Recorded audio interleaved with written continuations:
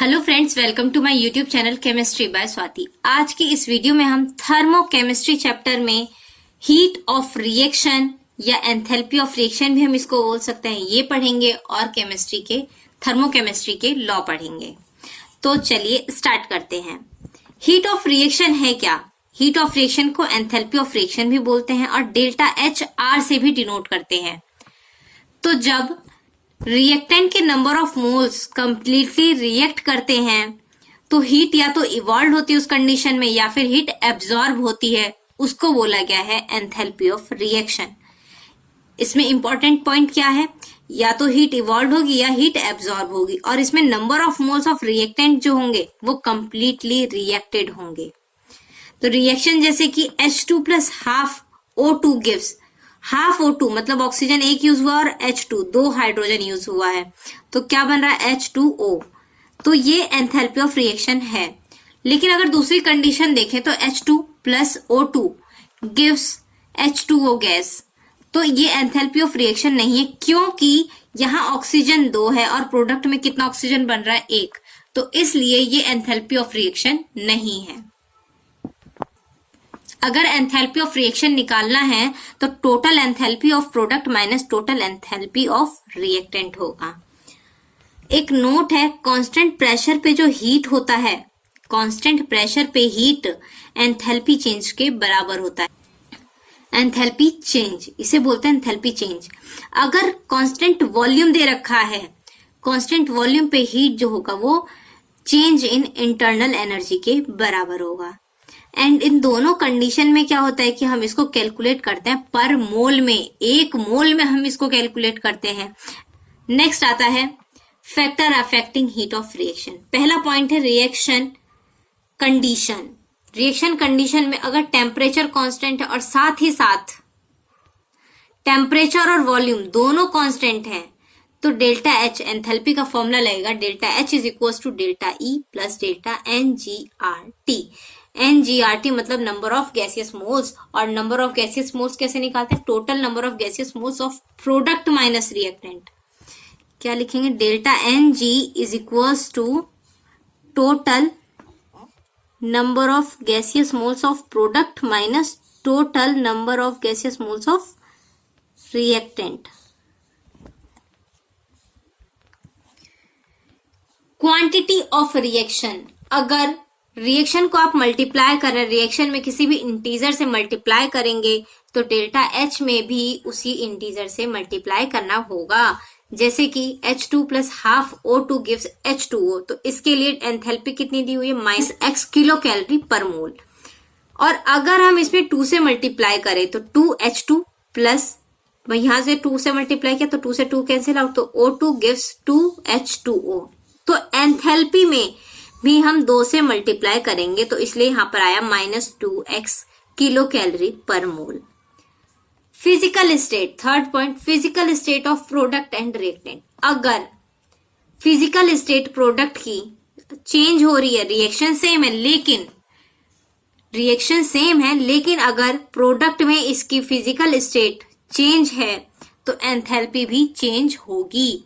जैसे कि एग्जांपल के लिए H2 plus half O2 gives H2O liquid, लेकिन दूसरी रिएक्शन क्या दे रखी है? H2 plus half O2 gas gives H2O gas. यहाँ पे वाटर में ऊपर क्या बन रहा है? लिक्विड, और नीचे वाटर का गैस बन रहा है, तो यहाँ पर इसकी एंथैल्पी भी चेंज होगी, एंथैल्पी भी डिफरेंट होगी इनकी, क्योंकि इसका फिजिकल स्टेट चेंज हो गया। Fourth point, allotropic form. Allotropic form में अगर फिजिकल नेचर ऑफ रिएक्टेंट की फिजिकल नेचर डिफरेंट है तो उसकी एंथैल्पी ऑफ रिएक्शन भी डिफरेंट होगी। जैसे कि carbon graphite plus O2 gives CO2, carbon graphite plus O2 gives CO2, इसकी एंथैल्पी क्या है? -393 किलो जूल पर मोल। वही अगर कार्बन डायमंड के फॉर्म में ले लिया, C मतलब carbon diamond plus O2 gives CO2, तो इसकी एंथैल्पी अलग होगी, डिफरेंट होगी। फिफ्थ पॉइंट आता है टेम्परेचर। टेम्परेचर में क्या होता है? Effect of temperature on HR, delta HR मतलब enthalpy of reaction. Effect of temperature on delta H R is given by Kirchhoff equation. Kirchhoff law के अकॉर्डिंग अगर टेम्परेचर का इफेक्ट हो रहा है, मतलब टेम्परेचर चेंज हो रहा है डेल्टा एच आर में, तो एट कांस्टेंट प्रेशर, अगर प्रेशर कांस्टेंट है तो उसके लिए फॉर्मूला लगेगा delta H T2 minus delta H T1 upon T2 minus T1 is equal to delta CPM। Delta CPM का मतलब है molar heat capacity at constant pressure. CPM molar heat capacity at constant pressure. और इसको अगर निकालना है तो delta CPM is equal to होता है summation CPM of product minus summation CPM of reactant, मतलब molar heat capacity of product minus total molar heat capacity of reactant. लेकिन अगर कांस्टेंट वॉल्यूम दिया है, कांस्टेंट वॉल्यूम दिया है तो इसके लिए फॉर्मूला लगेगा डेल्टा E। भाई कांस्टेंट प्रेशर था तो एंथैल्पी लगेगा delta H T2 minus delta H T1 upon T2 minus T1। लेकिन अगर आ गया एट कांस्टेंट वॉल्यूम तो delta E T2 minus delta E T1 upon T2 minus T1 is equal to delta CVM। और delta CVM निकालना है तो summation CVM product minus summation CVM reactant. Law of thermodynamics, Lavoisier and Laplace law. Lavoisier and Laplace law में बताया था कि enthalpy of formation of compound is numerically equal to, enthalpy of formation of compound का मतलब है कि C plus O2 gives CO2। यहाँ form हो रही है रिएक्शन, बन रही है C प्लस O2 से क्या बन रहा है CO2 बन रहा है, और इसके लिए एंथैल्पी क्या दी है माइनस के 94 kilo calorie, equal to enthalpy of dissociation of that compound. इसी कंपाउंड का अगर हम इसी कंपाउंड को डिसोसिएट कर दें, मतलब कि CO2 से क्या बन जाएगा C प्लस O2, दोबारा डिसोसिएट किया तो वही बोला कि enthalpy of dissociation of that compound with opposite sign, तो उसकी एंथैल्पी भी वही होगी लेकिन इसका साइन चेंज हो जाएगा। मतलब यहाँ माइनस 94 किलो कैलोरी था तो यहाँ प्लस 94 किलो कैलोरी हो जाएगा रिवर्सिबल रिएक्शन के लिए। Hash law of constant heat summation, इन्होंने बताया था कि कोई भी रिएक्शन जो है केमिकल रिएक्शन, उसकी एंथैल्पी हमेशा सेम होती है, चाहे वो रिएक्शन एक स्टेप में हो, 2 स्टेप में हो या 3 स्टेप में हो, उसकी एंथैल्पी हमेशा सेम होती है। तो वही लिखा है the heat change in a complete chemical reaction always remain same whether reaction complete in 1 step और मोर स्टेप।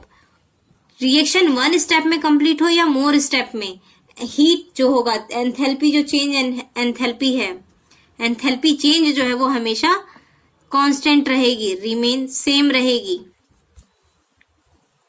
तो जैसे कि A से B, A रिएक्टेंट है उससे B प्रोडक्ट बन रहा है तो इसकी एंथैल्पी डेल्टा H है, और A से वही हम C बनाए और उसके बाद C से B बन रहा है तो उसकी एंथैल्पी भी डेल्टा H ही होगी। और अगर A से पहले D बन रहा है, D के बाद E बन रहा है, E के बाद B बन रहा है, A से डायरेक्ट फिर उसके बाद क्या बना है यहाँ पे B ही तो बन रहा है। स्टेप कितने हो गए, यहाँ 3 स्टेप में हो रही है रिएक्शन तो इसकी भी एंथैल्पी डेल्टा H ही होगी। तो रिएक्शन कितने स्टेप में हो रहा है, 1 2 3 स्टेप में हो रहा है, वहीं ऊपर वाली रिएक्शन 2 स्टेप में, ये 1 स्टेप में, इन तीनों की एंथैल्पी सेम ही होगी।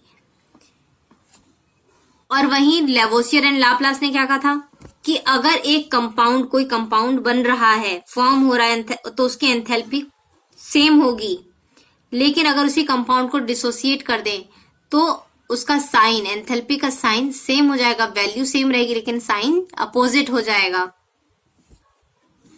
तो आज की वीडियो में बस इतना ही, मिलते हैं अगली वीडियो में। वीडियो अच्छी लगे तो वीडियो को लाइक करें, चैनल को सब्सक्राइब करें। तब तक के लिए पढ़ते रहिए, सीखते रहिए।